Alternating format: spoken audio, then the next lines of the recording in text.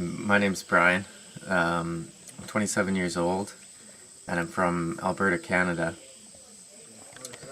I came down here to do this course with the Ayahuasca Foundation for a couple of reasons. One, for healing. Wanted help with depression and a couple of other things, and also because I really firmly believe that it's important for us to go back to our roots at this point in time in the world, to reconnect with the indigenous cultures and traditions that are rooted in the earth and have a connection with the earth. And the Shipibo people really have a deep connection, and the shamanic traditions are very powerful, and they have a lot of potential to help people and help this world. So I thought it's probably the most comprehensive thing like it, that this program that you can do to reconnect with that, and it's I saw it as a way to get some answers. And the course was it was incredible, really, very comprehensive. It's a real intense 6 weeks. It's not a lot of free time. It's a lot of hard work, but it's really incredible. You learn a lot, not just a lot about the plant medicine and about the Shipibo traditions, but also a lot about yourself, a lot about human relationships, and how important it is to have respect and awareness towards the way you treat yourself, the way you treat others, and the way you treat the environment around you. The course, like I said, it's really comprehensive. There's a lot of different work with the medicines, with different plant medicines and different plant treatments, and there's also a lot of transpersonal work, things like meditations and different types of therapies, and that's really important to the process, to combine those things in order to maximize the potential healing. The days were spent kind of split between working with the maestros, with the Shipibo people, and learning from them, as well as learning from the course facilitators, and it struck a really nice balance to keep things flowing differently every day, and just to have that variety of information coming to you. Dean and Sophia, the facilitators for our course, were definitely an integral part of the process. The whole mission behind this program, to kind of bring this medicine and these traditions to Western culture, is a very difficult thing, because the cultures are very different, fundamentally different, and we're trying to translate that. And so having Dean and Sophia, who have been through the course, they've been through all of these different treatments, and they're very knowledgeable about the medicines and about the processes. It's really important to have their teachings as well as the maestros, because it communicates on the level that we're used to as Westerners. We can really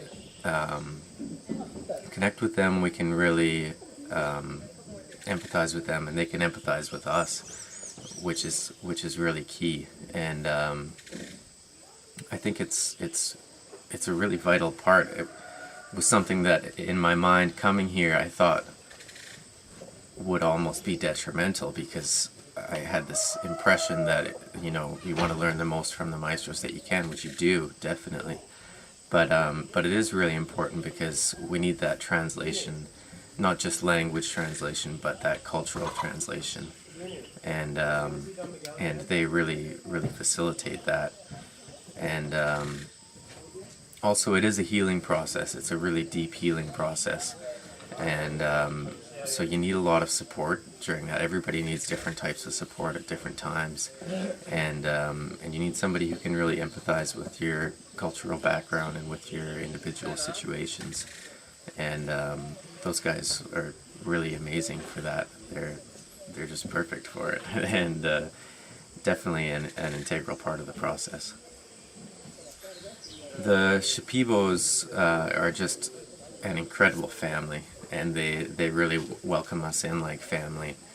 Don Enrique and Don Miguel, the maestros, they are just incredible people. Their knowledge is verging on the infinite. It's really incredible. They're true maestros of these plants. They really understand the whole process, and they can convey it very seriously. They can really teach really well, and not only that, but they have incredible senses of humor. They're really just deeply human, you know. Sometimes I think, being disconnected from shamanic traditions, we have this sense that the shaman is a very mysterious and almost even frightening sort of character. But the maestros are incredibly approachable. They're very helpful, and culturally they're very different from us, but they're very willing to bridge that gap. Any questions that we have, they're more than happy to answer those. They're always greeting everyone with a smile and a handshake and a joke, and it's just been a real pleasure to work with them and to have their influence. The other Shipibos here, Don Benjamin, Don Marcos, the cooks, everybody has been amazing, and they've each connected with us all in different ways and been very facilitating to us, you know, taking us out at night, making sure that we're safe, helping us with all of the baths, the vapor baths and plant baths, and Don Marcos preparing all of the medicines for us and individual treatments. You know, it's really a family affair and a group collaboration, and they really make you feel like part of that family.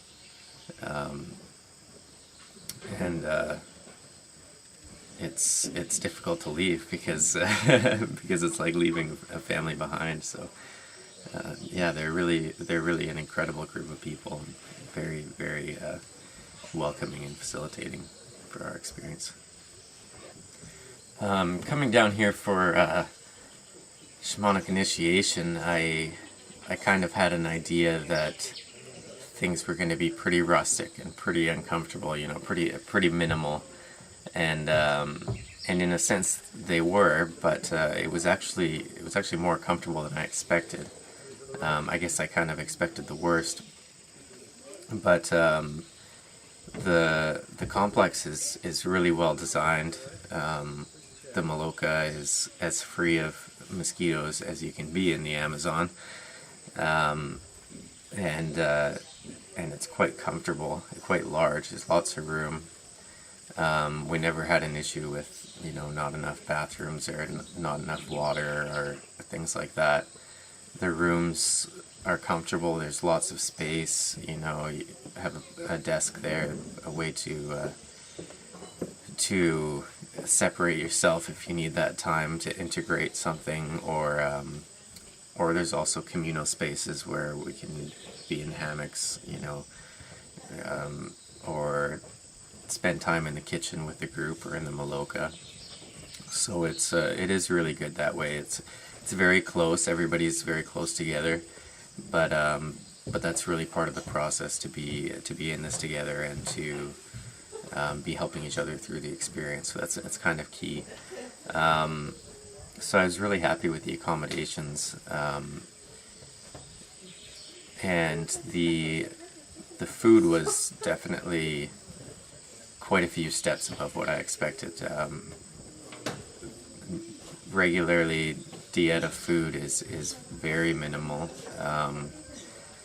not just a lack of salt, sugar, and spices, but also, very few vegetables, very few of any type of food other than just a couple starchy foods. But Don Enrique's been really, really helpful that way in facilitating a broader diet for us here, and the food was really, really good. It was always well prepared, regular schedule, and lots of variety.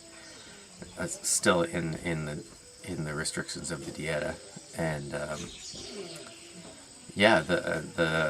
the place is incredible. The setting couldn't be better, being very separated from the surroundings in the jungle. The sounds are magical. It's really a blessing to be able to go to bed and have the jungle lullaby put you to sleep and wake up to the sound of rain, and it's really a blessing. And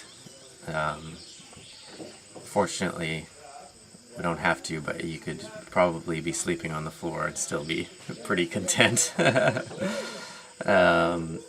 Yeah, really happy with the place for sure, and the people make it all that much better.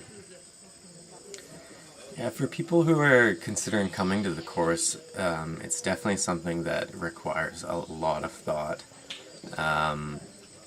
It's not a typical ayahuasca retreat. You're not coming here to just be treated and to sit back and integrate and think about things. And you do those things, but there's a lot more to it. It is an intensive course, and you really need to be committed to making that work. There's a few things I think that you need to consider for sure. I mean, aside from if you have anything that you need to be healed, you really need to think deeply about your intentions coming here. What is it that you want to get out of it? Is this actually working towards the goals that you have?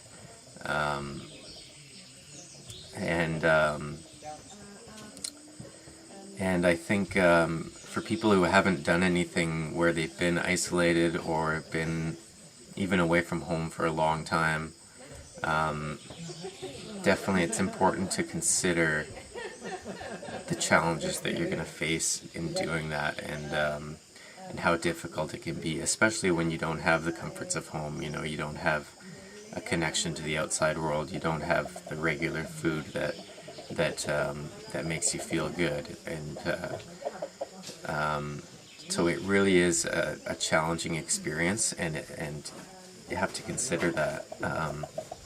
Also, aside from just the comfort aspect, it's important to consider the work that's being put in. Again, it's not a retreat; it's an initiation, and